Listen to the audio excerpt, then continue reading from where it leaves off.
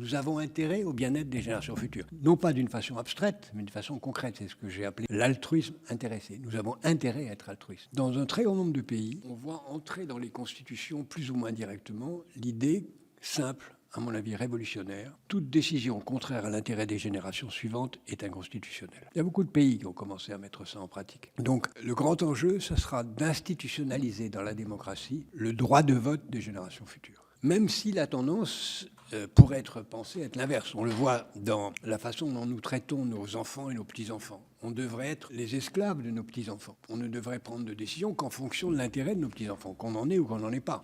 On devrait en permanence se poser la question, est-ce que ce que je fais est utile à mes petits-enfants dans nos décisions quotidiennes? Groucho Marx disait, je ne vois pas pourquoi je m'intéresserais aux générations futures, qu'est-ce qu'elles ont fait pour moi? A priori, c'est implacable, mais c'est faux. S'il n'y a plus de générations futures, bien sûr, on n'a plus besoin de maternité, on n'a plus besoin de crèche, on n'a plus besoin d'école maternelle, et bientôt, on n'aura plus les gens pour assurer la vie quotidienne de ceux qui seront la dernière génération vivante.